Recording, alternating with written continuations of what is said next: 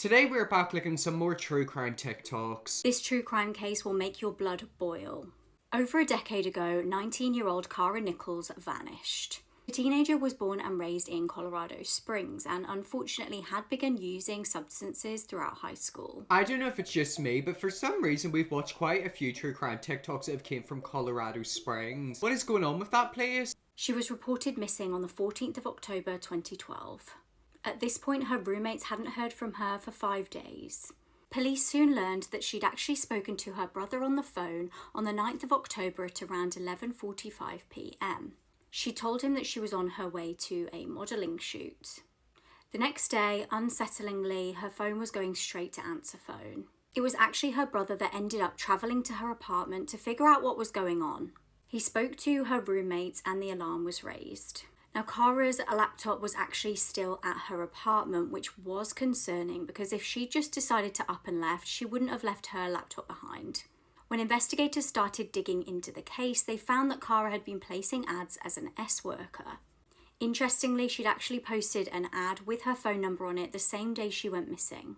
Police also found out that her phone had been used on that day too at almost midnight. Investigators started looking into exactly which numbers she'd received calls from and set about contacting the individuals. They got a return call of Joel Hollendorfer. He admitted to police that yes, he had spoke to the girl about S services, but they'd never ended up meeting. However, when police tracked Cara's phone, her last activity was in the area of Joel's parents' house.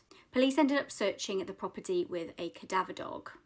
Disturbingly, the dog barked in loads of different areas on the property to indicate remains. However, the owner of the property stated that this must be just because they have a lot of animals and over the years the animals die and then they bury them in the back garden. The police were happy with this explanation and gave up on the search.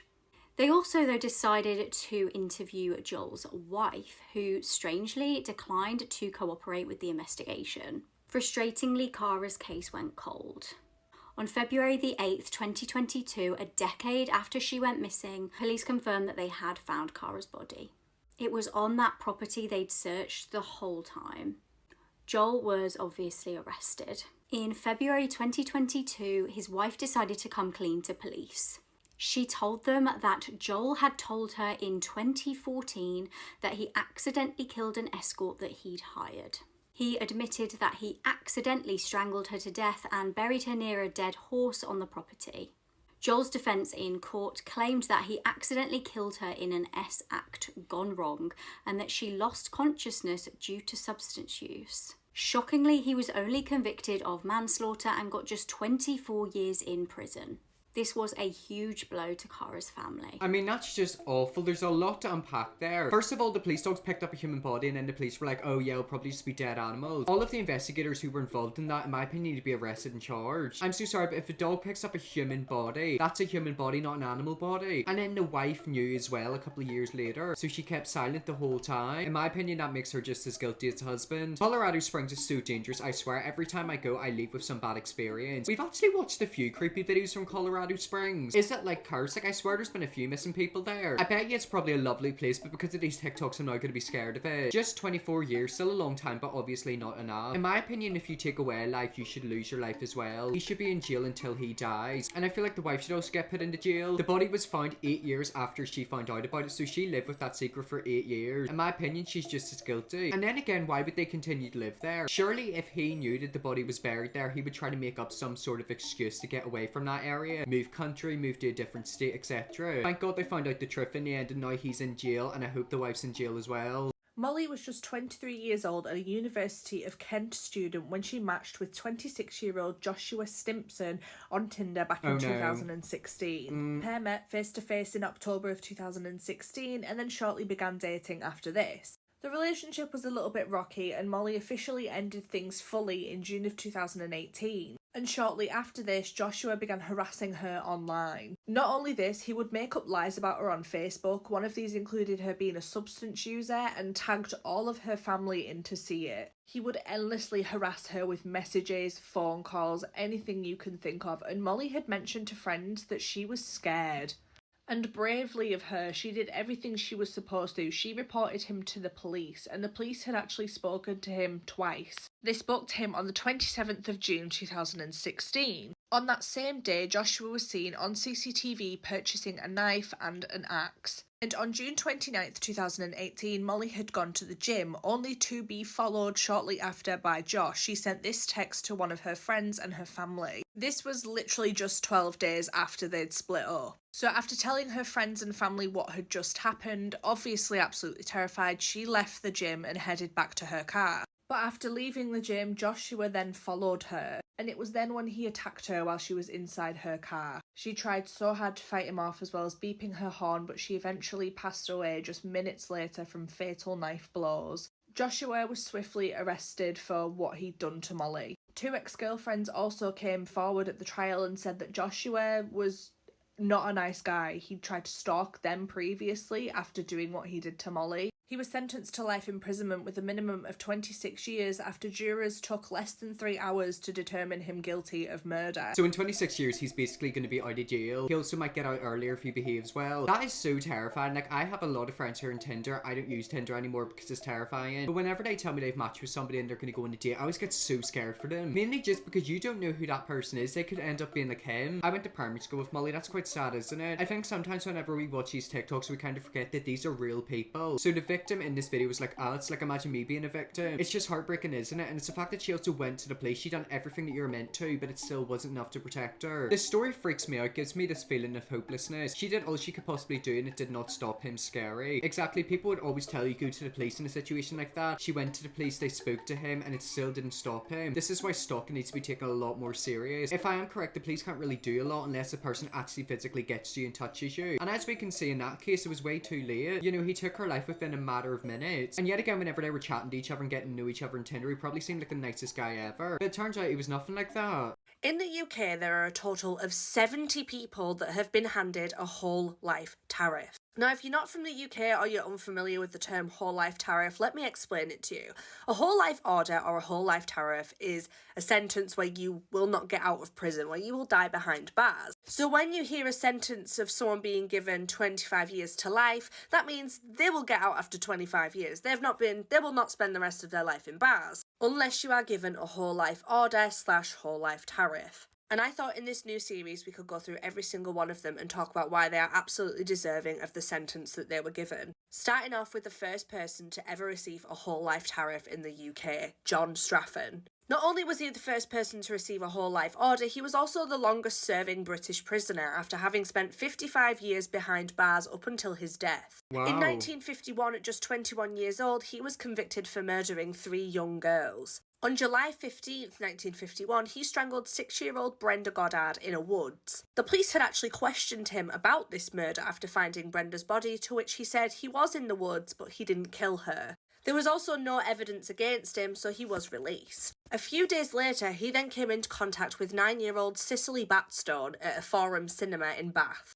He got speaking to her and he was able to coax her to go to another cinema with him where they were seen catching a bus. And again, he then strangled Cicely, killing her. Now, police had actually picked him up and arrested him on totally unrelated charges. But in his cell, it was here where he confessed to the murder of Cicely, claiming that he sat behind her and it only took a couple of minutes until she was dead. He was arrested for both of these murders and then sentenced to trial, where he was found unfit to plead due to being insane. And he was actually sentenced to a mental hospital after this. But unbelievably, on the 29th of April 1952, he escaped by jumping over a wall. And in that time period of 4 hours where he had escaped and that he was free, he killed again. And this final victim was 5-year-old Linda Bowyer. Now, because Linda had been strangled in the time period that John had escaped this mental hospital, the whole of England and the police force put 2 and 2 together and just presumed that John had did it. And that's kind of the verdict that we're led to believe today. His involvement in her death is still kind of a mystery, but let's be honest, it's highly likely that he was involved in her death. After being recaptured, Strafford was found guilty again and was actually sentenced to be hanged. However, this was then thrown out due to the fact that John Strafford was deemed insane and not responsible for his actions. Now, back then it wasn't called a life sentence, it was said, "Till His Majesty's pleasure be known." which nowadays is just a whole life terror. And on the 19th of November 2007, John Straffen passed away behind bars where he belonged. Wow, that was a lot. Like, it's crazy to think he killed 2 people, then escaped and killed another. How can someone ever do something like that? Joanna Dennehy is one of the scariest people I've met. I worked in the custody unit she was brought to. Okay, so if you don't know who that is, I'll put a photo of her up on the screen right now. Basically, she took the life of a load of men. Absolutely terrifying. Like, look at her. I've always noticed these people always have the same eyes. Like, they've got eyes, but there's no soul. And yet again, if I am correct, I think there's only 3 or 4 women who have been given a complete life sentence. She's one of them, Rose West is another one, Myra Hindley, and then somebody else has one. But yet again, it's just crazy someone can commit a crime like that. Lucy Leppy was given multiple whole life tariffs. If you don't know who she is, she basically killed a load of babies. Absolutely horrible. But what I was so shocked about is whenever you think of somebody going to jail for the rest of your life, you think of them sitting in a jail cell like this. This is what her room looks like. She's got a library, a pretty comfy looking room. Now, she's never ever going to be allowed out of that prison, but I'm going to be completely honest, I'd love to live there. That literally looks like luxury. She's living in basically a luxury prison when realistically she should be living in a place like this. And yet again, the taxpayers pay for it, so whenever I pay my taxes, I'm basically paying for her to live in luxury. Any women with a whole life order, Lucy Leppy, that Joanna woman, Myra Hindley, and Rose West. And there probably is a few more, and there will be more in the future, because sadly there's a lot of evil people in this world. 3 dead bodies were found stuffed into this hollowed out tree in the middle of the woods in 2010. Oh god. And when it came to who the murderer was, truth is stranger than fiction. This is Matthew Hoffman, and in November of 2010, he murdered 3 people and kidnapped a 13-year-old girl who he held hostage for days. On November 9th, 2010, Matthew went into the woods and spent the night camping. Then the next morning, on November 10th, he decided to wake up and break into the home of Tina Herman. So, unfortunately that day, when Tina Herman returned to her house, Matthew Hoffman had broken in. And as soon as he saw her, he freaked out, dragged her into a bedroom, and stabbed her multiple times with a hunting knife, killing her. But what Matthew didn't know was that Tina's friend Stephanie was coming over to meet her that morning. And while Matthew was dealing with Tina and her dead body, Stephanie entered the residence. Matthew freaked out. He stabbed Stephanie a number of times with the same hunting knife, even continuing to stab her after she was dead. And hearing all of this, the family's dog started to bark violently, and Matthew then stabbed and killed the family dog as well. After this, he dragged both of the women's bodies into the bathroom, dismembered them in the tub along with the body of the dog, and stuffed the body parts into trash bags. Shortly after finishing the dismemberment process, though, Tina's 2 children, Cody and Sarah, arrived home from school. Immediately after walking into their house, Matthew stabbed Cody in the back of the head, killing him instantly, then chased Sarah up into her room where he bound and gagged her with a cord from a fan in her room. So after dismembering Cody's body and stuffing him into a trash bag as well, Matthew brought out the 3 bodies that he had chopped up and placed into garbage bags, stored them in his car, and then brought out Sarah, who was still alive. After this, he brought Sarah and the bodies of Tina, Stephanie, and Cody back to his own house, where he kept Tina locked in a crawl space. And this is where the story gets really weird. So Matthew Hoffman was a self-professed tree lover, and his entire home was covered in leaves. I'm talking about piles of leaves, bags of leaves nailed to the walls. And apparently, according to his neighbors at the time, Matthew had exhibited some really strange behavior prior to the murders. He had apparently been trapping squirrels in his backyard, killing them and grilling them. He allegedly spent hours sitting up in the trees in his backyard, just staring at the other trees and watching squirrels. And for a while, he had actually worked as a professional tree trimmer. But let's get back to the story. So after bringing Sarah back to his house, along with the bodies of the other people he had killed, he locked her in a bathroom and even tied himself to her and took a nap. Afterwards, he headed back to the crime scene, did some cleanup, and then eventually brought Sarah into a crawl space, which was once again covered in leaves, dark and damp. And while she was chained up and held hostage inside of this crawl space, for days he visited her regularly and would SA her. Keep in mind, at the time, Sarah was only 13 years old, and her mom, her brother, and her family friend had been murdered right in front of her. Finally, though, a few days later, Matthew was arrested after police found him parked in his own car right next to the abandoned car of one of his victims. Tina, Coda, Sarah, and Stephanie had been missing for days now, so the police obviously went and searched Matthew's house, and that's when they made the gruesome discovery of Sarah chained up in the crawl space. This is an actual photo that the police released eventually of Sarah exactly as they found her. They actually had to take these photos for evidence before they released her, and they obviously immediately arrested Matthew. So for a while after his arrest, Matthew would not release the location of the bodies to the police. They were desperately trying to find the bodies of those people that he had killed, but he wouldn't tell them anything. That is, until they took the death penalty off the table, and that's when he revealed that he had stuffed the 3 corpses into a hollowed out tree in the middle of the woods. Police immediately then went and found the tree, and inside they found the bodies of Cody, Stephanie, and Tina in those trash bags, dismembered. Eventually, the tree was torn down, but, I mean, how bizarre is this story? Eventually, Matthew Hoffman was sentenced to life in prison without parole, and this whole story is just kind of mind-blowing. He's been nicknamed the Leaf Killer for doing the things that he did, for his obsession with leaves, the way that he placed the bodies inside of a hollowed-out tree trunk. I've never really heard a story like this, and I hope to never hear one like this again.